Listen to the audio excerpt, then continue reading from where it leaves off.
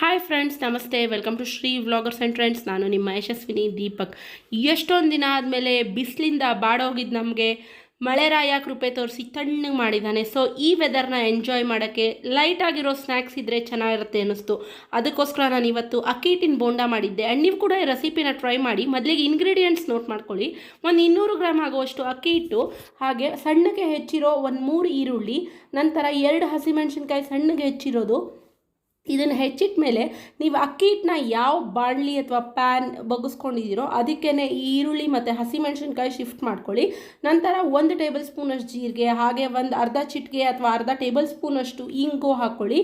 ನಂತರ ನಾನಿಲ್ಲಿ ಒಂದು ಅರ್ಧ ಟೇಬಲ್ ಸ್ಪೂನ್ ಅಚ್ಕಾರದ ಪುಡಿ ಹಾಕ್ತಾ ಇದ್ದೀನಿ, ಅಂದರೆ ರೆಡ್ ಚಿಲ್ಲಿ ಪೌಡರ್. ನಂತರ ಇಲ್ಲಿ ರುಚಿಗೆ ತಕ್ಕಷ್ಟು ಪುಡಿ ಉಪ್ಪನ್ನ ಸೇರಿಸ್ಕೊತಾ ಇದ್ದೀನಿ. ಪುಡಿ ಉಪ್ಪು ಹಾಕಿದ ನಂತರ ಒಂದು 1/4 ಲೋಟ ನೀರಾದರೆ ಸಾಕಾಗುತ್ತೆ. ನೀರು ಹಾಕ್ಕೊಂಡು ಮಿಕ್ಸ್ ಮಾಡ್ಕೊಳ್ಳಿ. ಒಂದು ಸುತ್ತು ಮಾಡಾದಮೇಲೆ ಮೇಲೆ ಕೊತ್ತಂಬರಿ ಸೊಪ್ಪು ತೊಳೆದಿರೋದನ್ನ ಹೆಚ್ಚಿ ಹಾಕ್ಕೊಂಡು ಇದನ್ನು ಇನ್ನೊಂದು ಸತಿ ಮಿಕ್ಸ್ ಮಾಡಿ ಎಣ್ಣೆಲಿ ಕರ್ಕೊಳ್ಳಿ. ಎಣ್ಣೆಲಿ ಕರಿಯೋವಾಗ ಮೀಡಿಯಮ್ ಫ್ಲೇಮಲ್ಲಿ ಡೀಪ್ ಫ್ರೈ ಮಾಡಿ. 2 ಸೈಡು ಕ್ರಿಸ್ಪಿಯಾದ ಸಿಂಪಲ್ ಆದ ಅಕ್ಕಿ ಹಿಟ್ಟು ಬೋಂಡ ರೆಡಿ ಆಗುತ್ತೆ. ಮಳೆ ವೆದರ್ನ ಎಂಜಾಯ್ ಮಾಡೋಕ್ಕೆ ಟೀ ಟೈಮ್ ಸ್ನ್ಯಾಕ್ಸ್ ರೆಸಿಪಿಗೆ ತುಂಬ ಚೆನ್ನಾಗಿರುತ್ತೆ.